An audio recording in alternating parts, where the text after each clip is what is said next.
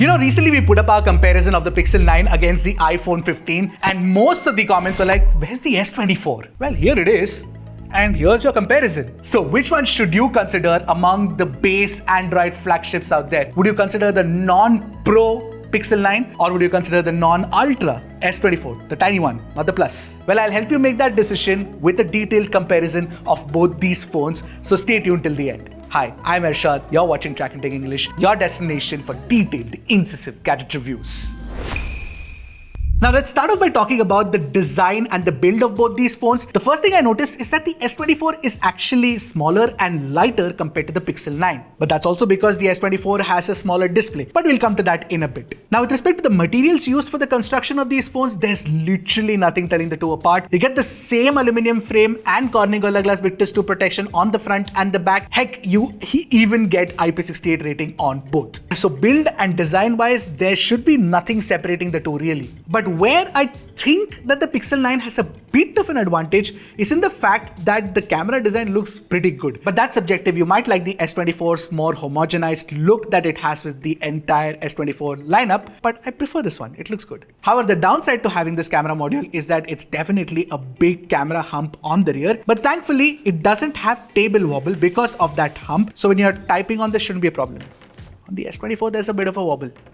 See? Now to close off the loop, you get stereo speakers on both, you get a Type-C Gen 3.2 port at the bottom, you get a SIM card tray which accepts one single SIM card, and of course you also do get support for eSIM on both the phones. So yeah, with respect to design and build and looks and everything, I'm not really calling out a winner here. Now before I want to talk about the displays on both these phones, if you haven't already, hit that subscribe button. Your support will be awesome. Alright, now let's talk about the displays, and it's slightly smaller on the S24. So you get a 6.2-inch display on the S24 and 6.3-inch on the Pixel. And the S24's bezels are so slim, they're much slimmer than the Pixel. So you get more screen estate as a result, and both of these are OLED panels, so they're extremely bright, they're crisp, and they're very good displays. Let's just put it there. And the best part is that unlike the iPhone 15, both of these displays have 120Hz refresh rate. And on the S24, you get LTPO as well. So the phone refreshes anywhere between 24 to 120 depending on whatever's playing on the screen. Whereas on the Pixel, you get adaptive refresh rate. It can switch between 60 and 120. And we also noticed it going down to 30 Hz when the AOD was on. Now both these phones also do offer HDR support on Netflix, YouTube, all of that is sorted. And with respect to color accuracy, we felt that the Pixel was slightly more color accurate and had slightly better HDR tuning as well, but that's just like in Hindi they say 19-20 ka farak. 19-20 ka hi to farak hai bas. Or for the international audiences who speak only English, well, it's a minor difference. Now with respect to brightness, as far as the metrics go, Pixel is brighter than Samsung. But when we were using it outdoors, we noticed that both got equally bright, almost equally bright, and there's nothing to tell the two apart really. So with respect to the quality of the displays on both these phones, both are very good, except for the fact that LTPO is definitely a huge advantage on the S24. But when it comes to caring about folks whose eyes are sensitive to low light flicker, the PWM dimming on both these phones are abysmal because it's 240Hz on the Pixel and 492 on the Samsung. It should have been higher. Now haptic feedback or the vibration motor is easily much better tuned than the Samsung Galaxy S24. And even the ultrasonic fingerprint scanner that's used by both these phones, I think that Pixel was slightly faster at unlocking compared to Samsung. So overall, when you look at the display comparison between the two, I would say Samsung has a bit of an advantage primarily because it uses an LTPO panel and it should help with better battery life, but there's a twist in the tail. Stay tuned for the battery section. Now along with the display, to complete the multimedia experience, you need a good set of stereo speakers, right? Now while both these have a great set of stereo speakers for the small chassis that they have, but with the Pixel 9, we noticed that it was louder where Samsung was richer. Take a listen to it for yourself and let me know what you guys think.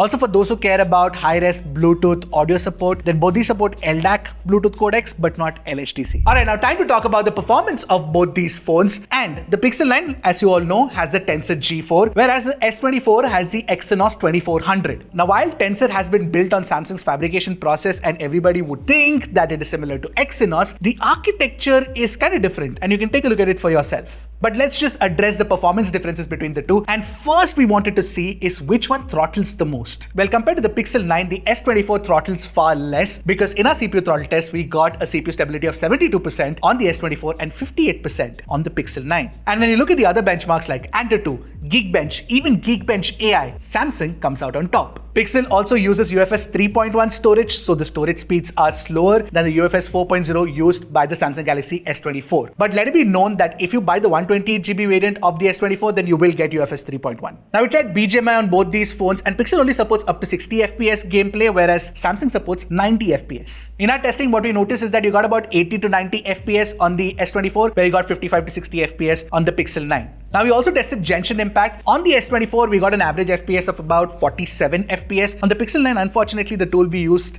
didn't work. But when we played on the Pixel 9 and used the inbuilt FPS monitor, we noticed that the Pixel 9 would drop down to the low 3740s also. And I think that was about the average that we were getting on the Pixel 9. However, there is one advantage on the Pixel 9 compared to the S24 is that the S24 definitely heats up more than the Pixel 9, which is also evident from our 3D Mark wireless stress test, where the peak temperature is higher on the S24 compared to the Pixel 9. Having said that, the S24 does push more performance, therefore you get more frame rates in 3D Mark wireless stress test. The best loop score is also higher. Whereas of course the Pixel 9 did offer higher GPU stability, but it is not pushing for as much frames either as the S24 does. All that said, this is proper benchmark testing and performance testing, something which most buyers of the Pixel 9 and the S24 will probably not do. And that's where I'm sure that regular users would want to know which one is smoother, which one is faster. Well, in daily usage, you really cannot tell the difference. Both are extremely fast and smooth. So yeah, there is definitely a performance advantage on the Samsung, but Pixel doesn't heat up that much. So you figure out what matters more to you. Having said that, I must definitely say that it is high time Google improve the performance of the Tensor chips. Hopefully it happens with the G5. Now all of that throttling and performance tuning with the Tensor G4 on the Pixel 9, along with the larger 4700 mAh battery on the Pixel 9, you do get better battery life. So the Pixel 9 is consistently giving us anywhere between 5.5 hours to 6 hours of screen on time on a small compact phone, which is pretty awesome. And as for the Galaxy S24, the battery life is actually not that great. We're getting about 4 hours at best 4.5 hours of screen on time from the phone. Now with respect to charging speeds, you get 27 watt charging speed support on the Pixel, whereas you get 25 watts on Samsung, but both these phones take about 1 hour 20 minutes, 1 hour 30 minutes for a full charge. And they also support wireless charging for what it's worth. But overall, when you look at battery performance, I would say Pixel wins. Now finally, let's talk about the cameras, and Samsung has an immediate advantage with its 3x telephoto camera, which is not present on the Pixel. Google and Apple definitely need to think about adding telephoto to their base flagships, but I'm sure they're not going to do it. Apple hasn't done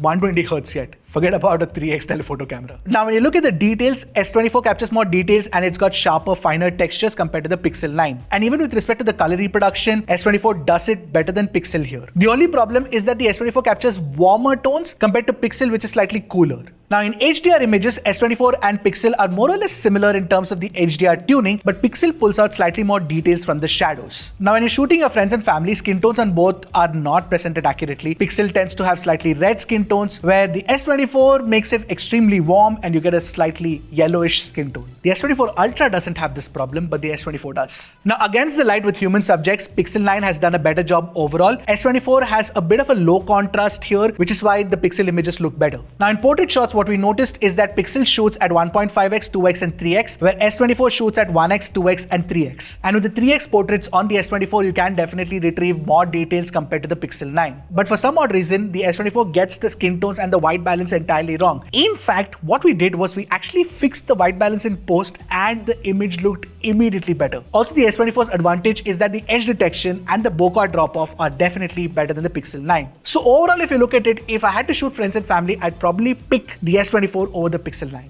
Now the Pixel 9 has an improved ultrawide from the previous generation of the Pixel, but it's still not as detailed or as the ultrawide shots that we got from the Galaxy S24. But Pixel's advantage is that it's got a wider field of view, so that could be something that you care for. But the ultrawide on the Pixel also allows you to shoot macro shots, which is definitely an advantage on the Pixel 9, which is not possible on the S24. Now when you're shooting selfies, Pixel 9 has a slightly red tint, which is the same problem that it was with the primary camera. S24 has a bit of a yellow tint, but Samsung does offer more details both in daylight and in low light. In selfie portraits, the S24 is simply better. Look at this sharpening on the face. The edge detection is also better on the S24. In HDR selfies, Pixel has better colors and the overall selfie is better on the Pixel as well. Now when you're recording videos, you can shoot 4K 60 FPS videos using the primary camera and the ultrawide on both. But Pixel 9, I feel, has better primary camera video recording compared to Samsung, but Samsung does better ultrawide angle video recording compared to Pixel. You take a look at it and let me know which one you prefer. Alright, so right now we are testing the video samples of the Google Pixel 9 and the Galaxy S24. We are testing the ultra-wide camera of the Pixel 9 and the Galaxy S24. Both are shooting at 4K 60 FPS. Now, in terms of features, S24 has more functionality, but Pixel is more fun. S24 has features like expert RAW, single take, and dual record. Pixel has ADME and better panorama, and it of course has Pixel Studio as well. Now, overall, when you look at it, S24 definitely has its own advantages with respect to telephoto, of course, and the fact that the portrait mode, edge detection, and everything is better. But Pixel also does take good shots. Overall, between the two, the camera is a tie. Now, the Pixel 9 and the S24 ship with Android 14 out of the box, but you know, Pixel 9 does have Pixel Experience where Samsung has One UI. Now, it's very plain and simple to understand the difference between the two. Pixel Experience does have a lot of features that are Pixel exclusive, but Samsung's One UI is way more feature rich. And when it comes to software updates, both these brands do offer 7 years of promise for software updates, which is a good thing. With respect to which one has snappier animations, I think both are pretty good. I don't want to find a difference between the two. I think it's just a little pedantic to get into the details of that. But when it comes to the overall experience of tuning the OS with respect to, say, haptic feedback experiences, all of that is done better on the Pixel 9 compared to the Samsung Galaxy S24. Now, talking about features, you do have features like ADME, Pixel Studio. You also have the new Screenshots app, the new Weather app. There's also the new Magic Editor with the Reimagine feature. So there's a bunch that's happening on Pixel. Of course, you get Google Gemini integration as well, with Gemini Live support too. But with the Samsung Galaxy S24, you get a whole bunch of Samsung-specific AI features that are exclusive to the S24 series. You have live translation, you have wallpaper generation, you can transcribe your voice. There's just a whole bunch happening with Galaxy AI as well. Now, with respect to the AI race, both Galaxy and Pixel are up ahead, fighting against the best in the industry. And while Google does offer all of these AI features, it also partners with Samsung to do it. In fact, it did talk about Samsung at the launch of the Pixel 9 itself, right? So yeah, it's very difficult for me to pick out one winner between the two. It will purely boil down to personal preference. And my personal preference would be Pixel Experience over One UI. Now, between these two phones, if you were to ask me, is there one real winner? Well, not really. Both have their own advantages. Now, with the S24, what I like is that the performance is better than the Pixel, and you also get a proper telephoto camera, which definitely comes in handy. I'm a huge fan of telephoto. Plus, it's lighter, the display experience is great, all of that is good. Also, One UI is a great software experience. But where I feel Samsung could have done better is definitely in tuning the battery life better and in better thermals as well. As for the Pixel 9, it's one of the most improved phone experiences that we've had in 2024. So you get great software experience, the battery life has improved by leaps and bounds, the network connectivity has been fixed as well, thankfully. The only thing that Google needs to fix with the Pixel series is Tensor, and we have to wait until 2025 for that. So, which one of these two phones catches your fancy? Let me know in the comment section below, and I'll see you guys in the next one. Until then, keep tracking and stay safe.